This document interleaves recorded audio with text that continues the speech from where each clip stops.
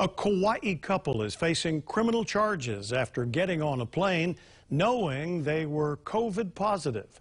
So how were they able to fly, and what are the legal implications? Gina Mangieri is always investigating. This case is the first of its kind on Kauai, with the CDC in California giving local police a heads up after they say a couple disobeyed an airport quarantine station order not to fly. According to Kauai police, Courtney Peterson and Wesley Maribe of Wailua tested positive for COVID before their scheduled Sunday flight from San Francisco to the Garden Island. Police say the San Francisco airport quarantine station told them to isolate and not to board a plane to Hawaii. They disobeyed, landing hours later where they were arrested.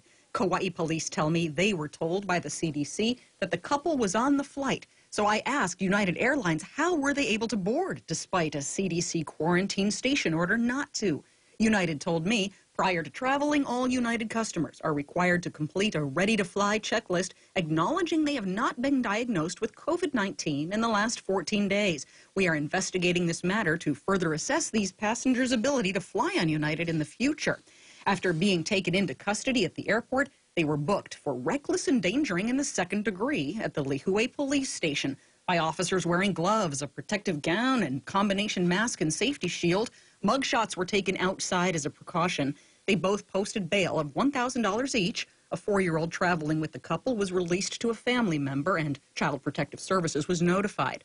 I'm told the couple chose not to make a statement to the police, and they've not yet responded to me to share their side of the story. Kauai's prosecutor told me the couple has a court date in January, and he will file a misdemeanor complaint. Justin Kohler said, if you have positive COVID results, please don't even think about getting on a plane and going anywhere. We have no tolerance for anyone putting our residents in danger of this virus.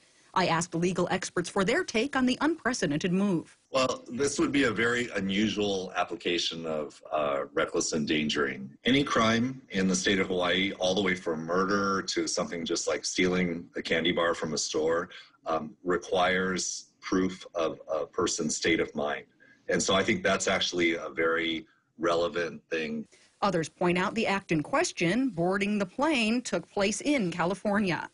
Kauai doesn't have jurisdiction. This isn't their case. Kauai is just taking the moral high ground, really saying, hey, you guys should have never got on the plane, which there's an argument for that. But that is not a crime that Kauai can enforce.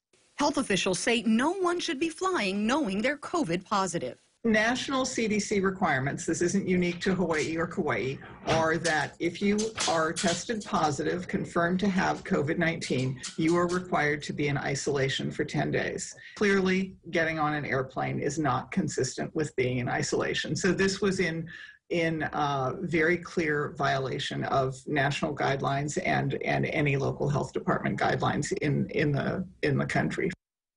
I asked United Airlines if others on the same flight will be notified for contact tracing purposes. They tell me the CDC will make the determination. Gina Mangieri, KHON2 News, always investigating.